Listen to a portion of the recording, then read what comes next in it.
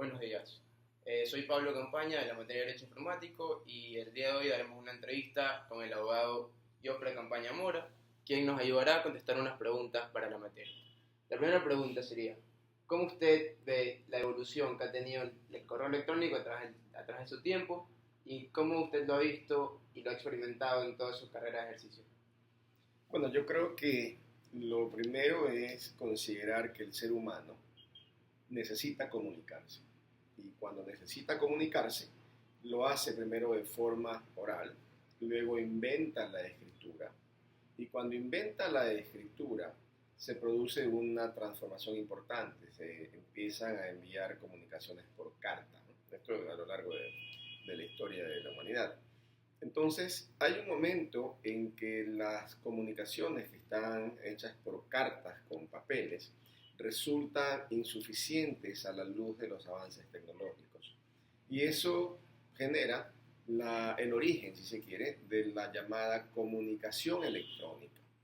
Esta comunicación electrónica, que pasa inicialmente pues, por la telefonía, etc., llega un momento a la posibilidad de transmisión de datos. Y es allí donde entramos y ubicamos a los correos electrónicos. Es decir, la transmisión de datos a partir de la utilización de medios electrónicos.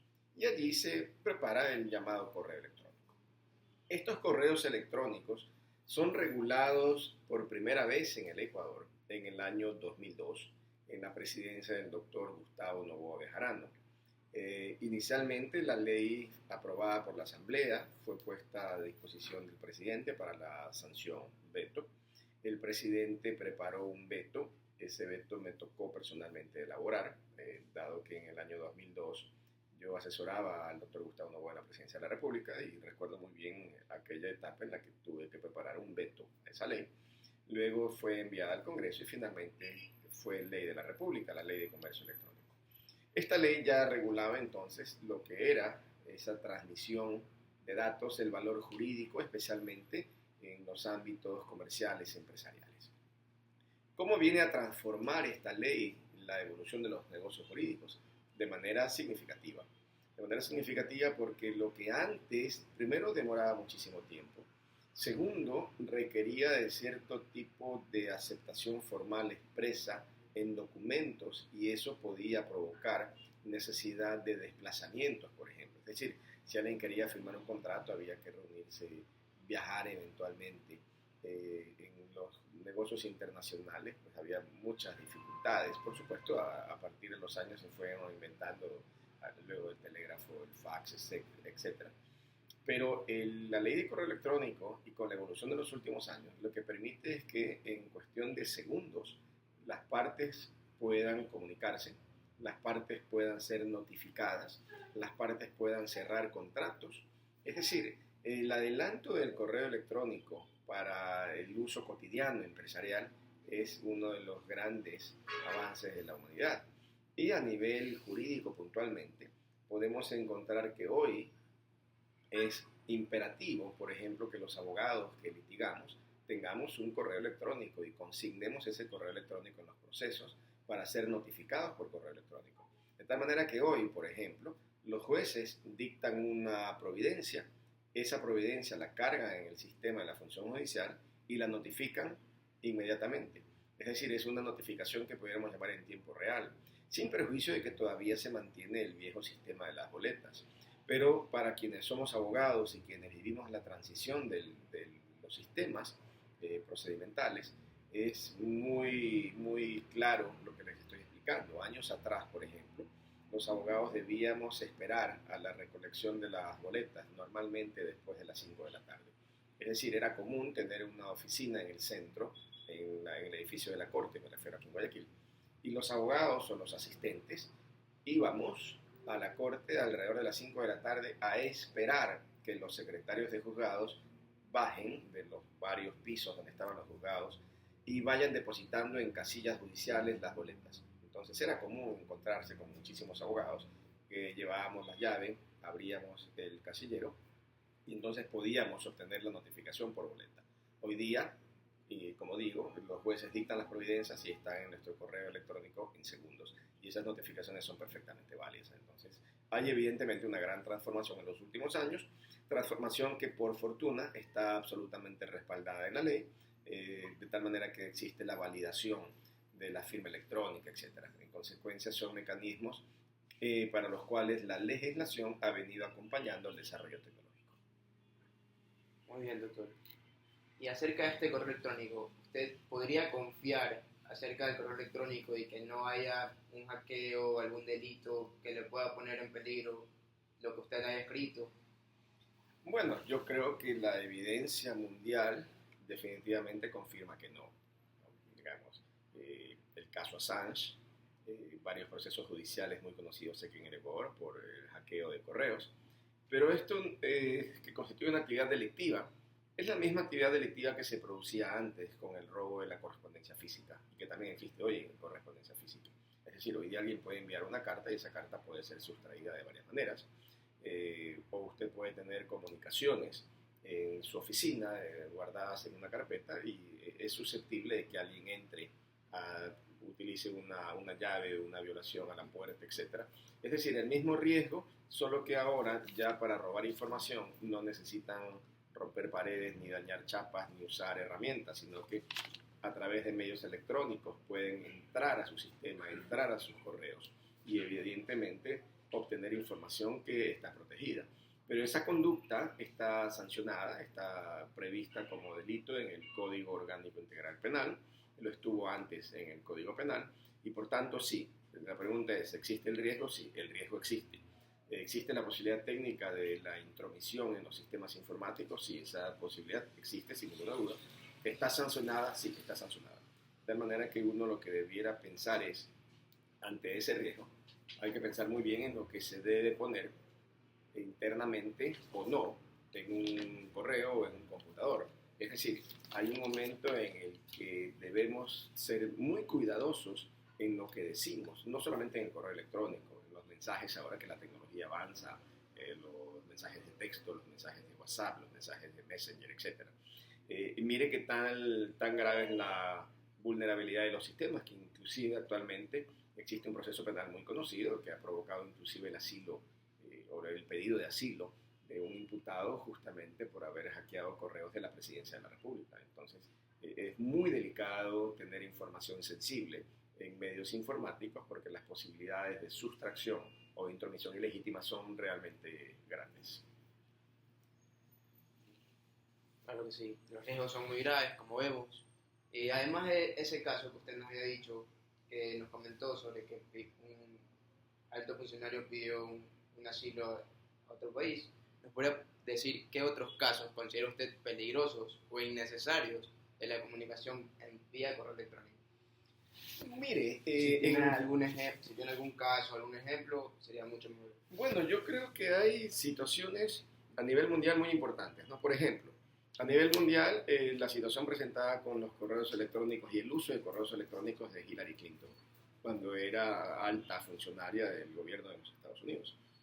La posibilidad y de hecho la aparente confirmación de que usó a través de sus correos personales o que utilizó correos personales para transmitir información oficial, por ejemplo. Es decir, ese es un caso muy real a nivel mundial. Luego el caso de Julian Assange, a partir de la filtración de importantísima información de muchísimos gobiernos, que fue a partir de la utilización de hackers, es decir, medios tecnológicos para meterse en los sistemas, una divulgación mundial y que permitió pues una enorme complicación mundial. Luego el caso que le mencionaba no es de un alto funcionario, al contrario, es un activista político que ha solicitado asilo acusado de haber hackeado cuentas de la Presidencia de la República, y me refiero puntualmente al caso de Fernando Villavicencio. Pero adicionalmente, esto de los correos electrónicos conlleva una gran importancia, no solamente en estos grandes temas que menciono, es decir, Assange, información de la Presidencia de la República, etcétera, sino en la vida cotidiana. Ahora, por ejemplo, hay un caso profesional muy interesante que patrocino, en el que dos personas, un abogado y una empresa, cruzaron correos simplemente para tratar de ponerse de acuerdo en el honorario a cobrarse por una defensa judicial. Los correos que no tenían aceptación concreta, sino que eran simplemente posibilidades de acuerdos, finalmente fueron interpretados por un juez como de alguna manera válidos para permitir en una sentencia que se haya condenado a la empresa a pagar un valor importante. Digo esto es porque muchas veces se utiliza el correo con mucha ligereza, inclusive para acuerdos profesionales y para muchísimos otros temas de negocio. Yo he podido conocer a nivel profesional muchísimos conflictos derivados de comunicaciones poco claras que se dan por correo. Es decir, antes había un contrato, se firmaba el contrato, venían las partes, se sentaban y ya estaba, ¿no? Es decir, no había duda del acuerdo. Pero hoy día, a partir de los correos electrónicos y el avance de la tecnología, se producen muchos conflictos por la poca claridad en la utilización de estas herramientas, por lo cual la sugerencia o el consejo es que cuando escribamos, nos comuniquemos en definitiva, dejemos las cosas absolutamente claras, no lo hagamos con ambigüedades y menos si pretendemos ejercer la profesión de abogado. Es decir, el abogado debe ser extremadamente cuidadoso en el uso del lenguaje y en la determinación concreta, inequívoca, para que no quede ninguna duda de cuáles son los acuerdos, las apreciaciones, las puntualizaciones, de tal manera que la certeza, porque al final esto deriva en certeza, que las partes tienen, sea absoluta. Es decir, la seguridad jurídica en este caso parte de que exista muchísima claridad en lo que se dice, en los acuerdos que se alcanzan y en no dar espacio para ambigüedades ni interpretaciones que puedan ser antojadizas. Bueno, con esto hemos terminado, doctor. Quedamos muy agradecidos de parte mía y de mis compañeros por toda la información que nos ha dado. Muchas gracias. A ustedes, muchas gracias. El doctor Sotomayor tiene una trayectoria de alrededor de 50 años ejerciendo el derecho y el día de hoy le vamos a preguntar cuál, desde su punto de vista, ha sido la importancia del correo electrónico tanto en el ámbito judicial, también en el ámbito de negocios, las falencias y las cosas positivas que esto ha traído, la tecnología, la globalización. Y, doctor, denos su punto de vista.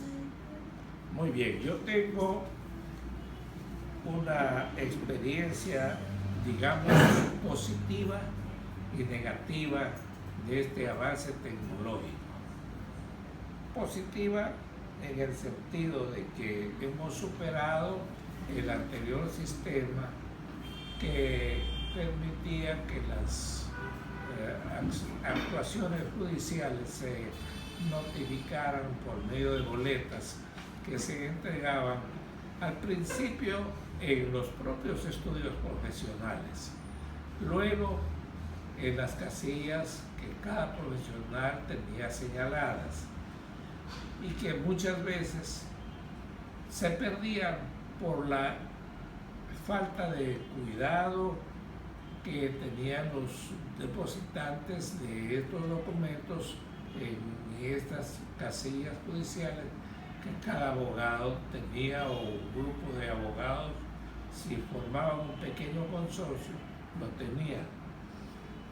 El sistema actual tiene efectivamente un gran avance porque permite que las comunicaciones de la Administración de Justicia se agiliten, por un lado, en cuanto a la presentación de nuestras peticiones y demandas, aunque hay una gran falencia en el despacho de los jueces, porque desde entregar una demanda representa casi más de una hora a la persona o al abogado que tiene que ir a sentarse y recibir una ficha para que le reciban el escrito. Y para eso tiene que trasladarse al lugar en donde se administra justicia, porque el Consejo de la Judicatura cometió la barbaridad de distribuir en una forma completamente inconsulta la administración de justicia en distintos lugares, poniendo, por ejemplo, una zona norte en donde se levantaron 11 edificios, todos los cuales no son sino un despilfarro tremendo de dinero, porque están desocupados en gran manera.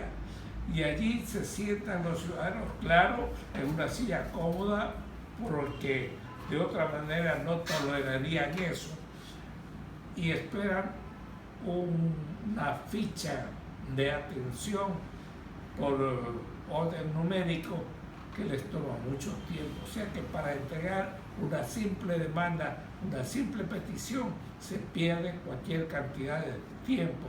No digamos cuando uno tiene que acudir a las audiencias y los señores jueces se dan el lujo de muchas veces no atender o decir que están en otra actividad porque han tenido o tienen otras ocupaciones.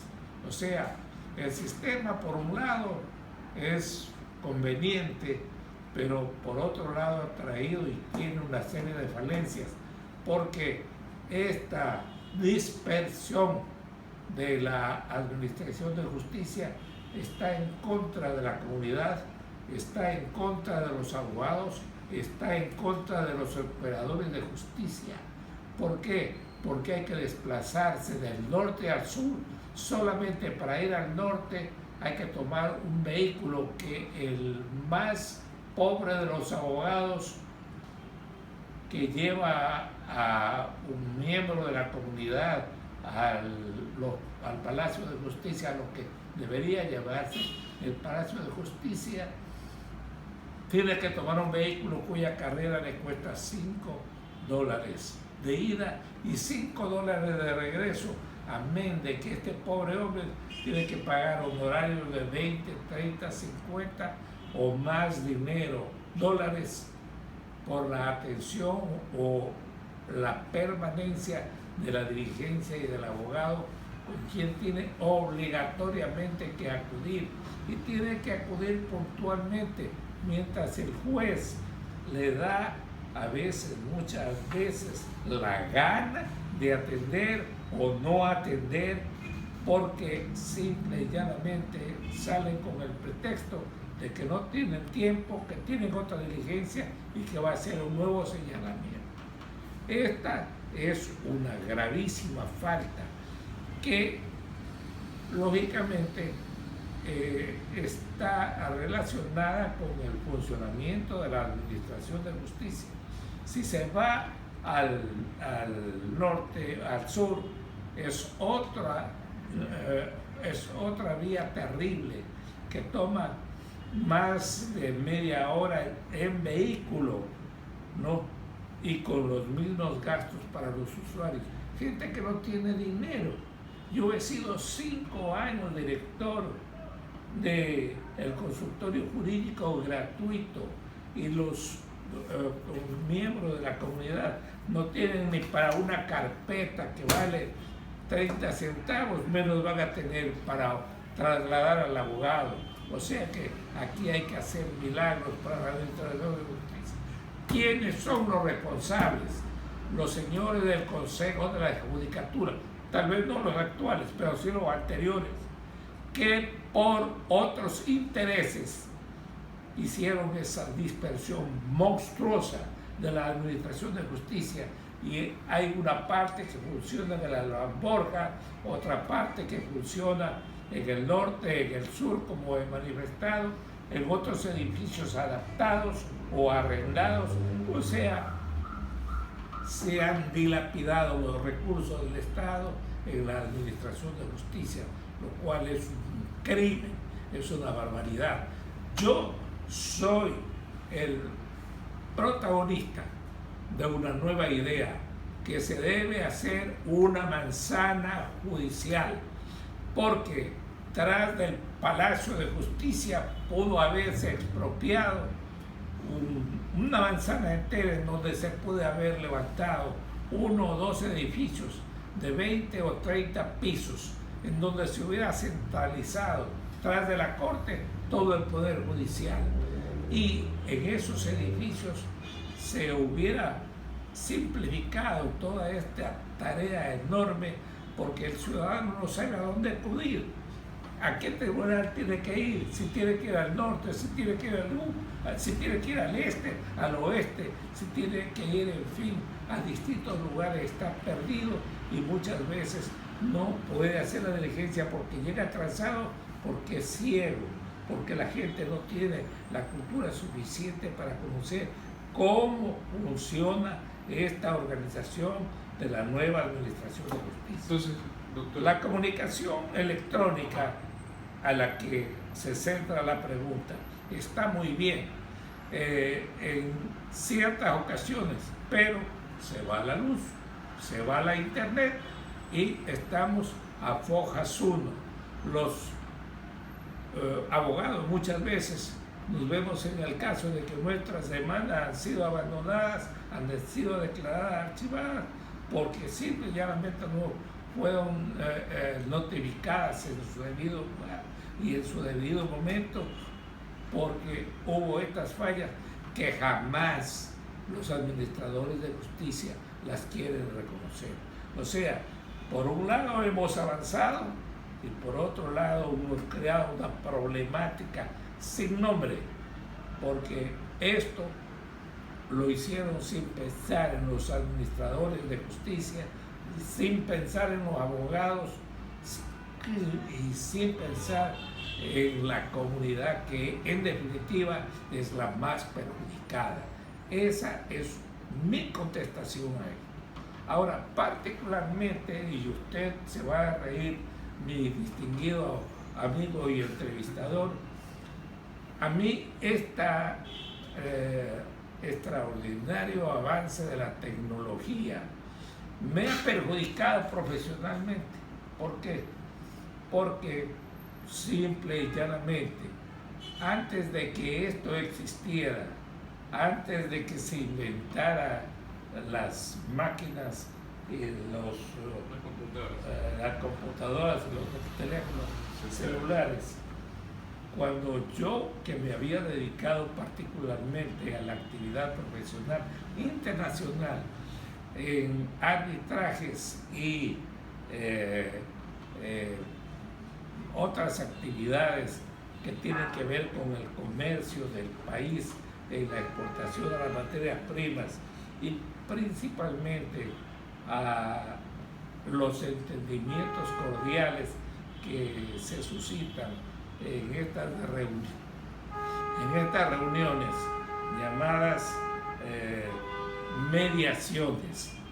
Entonces, esto me perjudicó porque ya no había necesidad de desplazarme antes y yo podía viajar con grandes honorarios o llegar a los mejores lugares, en los mejores hoteles, en los sitios más exclusivos para tratar con clientes que también tienen enormes recursos y las demandas de nuestras materias primas así lo exigían, porque desgraciadamente nosotros, los ecuatorianos, no hemos superado la etapa de proveedores de materias primas. Somos todavía proveedores de materias primas y máxime de productos semi-elaborados. Entonces los compradores de afuera siempre ponen problemas y dicen que las materias primas les llegaron en mal estado, que no están debidamente completas, que tienen humedad, que sufren de una serie de defectos, y eso había que irlo a ver directamente valiéndose de empresas verificadoras para establecer la realidad de estas afirmaciones que obligaban a nuestros exportadores a tener que sujetarse a las condiciones de ellos, porque el vendedor es el que pone las reglas, el vendedor es el que pone prácticamente las normas con las que se tienen que entregar los productos y los precios. Y como estos son precios volátiles porque cambian cada hora, cada día, cada ciertas etapas, entonces los castigados son los exportadores. Y esto tenía que ser defendido por un hombre que conociera la materia. Pero como ya vinieron los órganos y sistemas electrónicos, entonces el doctor Sotomayor, en vez de viajar a Europa, al Japón, a la China, a Indonesia, a todas las partes del mundo en donde yo he viajado y discutir directamente con el interesado, me pedía el señor exportador: doctor, siéntese aquí y hable usted todo lo que quiera hablar por este medio electrónico, que igual lo van a ver, igual lo van a escuchar. Ocúpese el tiempo que sea, si tiene que hablar 1 hora, 2 horas, la que sea, y trate de resolver el problema. Y esto, lógicamente, en cuanto a mis honorarios, me perjudicó, porque antes yo cobraba muy buenos honorarios con todos estos viajes que tenía que hacer, y del 10 o del 20 pasaron al 1. ¿Cuál es entonces el beneficio personal que yo recibí? 0. De tal manera que el avance científico y electrónico me ha perjudicado a mí personalmente, pero yo no puedo juzgar por mí, tengo que juzgar por todos los demás, tengo que juzgar por los beneficios de la comunidad en general. Y aquí el gran error es el del Consejo de la Judicatura en haber cometido el error en Guayaquil. No puedo pensar de Quito ni de otros lugares porque no conozco, pero en Guayaquil esto de haber desparramado la administración de justicia ha sido un error, pero incalculable. Doctor, entonces, en general, como conclusión, ¿le parece positivo el avance, la globalización, tanto para los empresarios? En su caso particularmente no le ha favorecido tanto, pero como avance humano y para los negocios es algo positivo. Yo soy un hombre que estoy con la modernidad. Me alegra muchísimo que el mundo avance y que se reconozca que ya vivimos en un mundo globalizado, pero desgraciadamente hay muchos aspectos que están en contra de estos conceptos, porque hay países retrógrados, como lo que ocurre ahora con Venezuela, como lo que ocurre con otros países como Siria, como países de África, en donde desplazan a millones de seres humanos que no tienen posibilidades de trabajo, ni países de acogimiento, en donde van de caridad, como íbamos los ecuatorianos en la primera época a trabajar. ¿De qué trabajábamos? Limpiando los servicios higiénicos o lavando platos, porque no sabíamos el idioma, no sabíamos las costumbres, no sabíamos nada de que era Estados Unidos. Estados Unidos nos parecía que era el cielo, y por eso todo el mundo pensaba en el sueño americano, porque no había esa posibilidad de reinsertarse en el idioma, en las costumbres, en la manera de ser con estos pueblos. Entonces todo se globalizó en 4 o 5 lugares, pero quedaron grandes y enormes islas a donde no llegó la globalización. Si vamos a Estados Unidos, por ejemplo, cuando se vienen de Cuba a Estados Unidos, millares, por no decir millones, de cubanos, ellos no se reinsertaron nunca en la cultura norteamericana. Siguieron con su propio idioma, y le voy a decir que el 99% no saben el inglés y siguen hablando su idioma español, y se han hecho dueños del estado de Florida. Miami es un estado en donde oír inglés ya es una excepción, porque todo el mundo habla español. O sea, no ha habido la globalización desde el punto de vista cultural, no, desde el punto de vista étnico mucho más, porque son raras las uniones y las relaciones y los matrimonios que se dan entre nacionales de un país con nacionalidades, con personas nacionales de otros países son una rareza. Hay una discriminación real, tanto que, por ejemplo, en España, siendo de la misma proveniencia y hablando el mismo idioma, a los sudamericanos nos decían los sudacas, o sea, los propios españoles menospreciaban a nuestros ecuatorianos. Ya, muchas gracias. Ya,